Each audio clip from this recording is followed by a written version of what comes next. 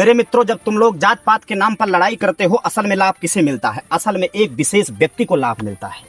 तुम्हें तो केवल खून के छींटे मिलते हैं, तुम्हें तो केवल टूटी हुई दोस्तियां मिलती हैं, तुम्हें तो केवल जली हुई बुझी हुई बस्तियां मिलती हैं। एक विशेष व्यक्ति को लाभ होता है। वह व्यक्ति आता है, मंच पे चढ़ता है, मंच पे चढ़ने के बाद अमर्यादित शब्दों का प्रयोग करता है किसी एक जात के लिए। वही उसी जात के पक्ष के दो चार लोग खड़े होकर के उस जात के पक्ष को अमर्यादित शब्दों का प्रयोग करते हैं। अमर्यादित शब्द यहां तक पहुंच जाता है, एक दूसरे की मां बहन गाली तक पहुंच जाता है, लोग कटने मरने के लिए तैयार हो जाते हैं। उसी बीच मेरे मित्रों चुनाव आता है, नेता मंच पे नेता चुनाव लड़ता है, तो नेता चुनाव लड़ने के बाद चुनाव जीतता है। जब वह कुर्सी पे बैठता है, कुर्सी पे बैठने के बाद उसे जो कानून और नियम बनाता है, क्या आपके जातियों को बचाकर बनाता है? मैं कहता हूं जो कर और टैक्स की वसूली करता है, क्या आपके जाति को छोड़कर करता है? नहीं, भारत का संविधान सबसे बड़ा है, वो समानता का अधिकार देता है, सबसे वसूली करेगा।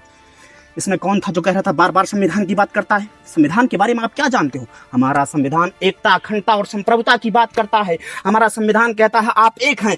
अगर आप आपस में लड़ रहे हैं तो मैं आपसे पूछ रहा हूं कि हमारे भारत संविधान का मौलिक अधिकार कहां गया? हमारे संविधान का मौलिक कर्तव्य कहां गया? हमारे संविधान का जो आईपीसी की धाराएं वो खत्म हो गई। कानून आप हाथ में लेंगे, आप लड़ेंगे, आप आपस में लड़ेंगे। हम निवेदन करते हैं यार, हम तो बटोही हैं, हम राहगीर हैं, अभी यहाँ से निकलेंगे कहीं और चले जाएंगे, लेकिन लड़ना बंद कर दीजिए। अगर मेरी बात आपके दिल को छू गया हो तो दो शब्द मेरी सुन लीजिए।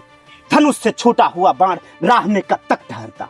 धनुष से छूटा हुआ बाण राह में कब तक ठहरता? देखते ही देखते वह लक्ष्य को भेद जाता। लक्ष्य भेदी बाण हो तुम, ठहरने का काम कैसा? अरे मेरे मित्रों, जात पात खत्म किए, अब इस जिंदगी में विश्राम कैसा?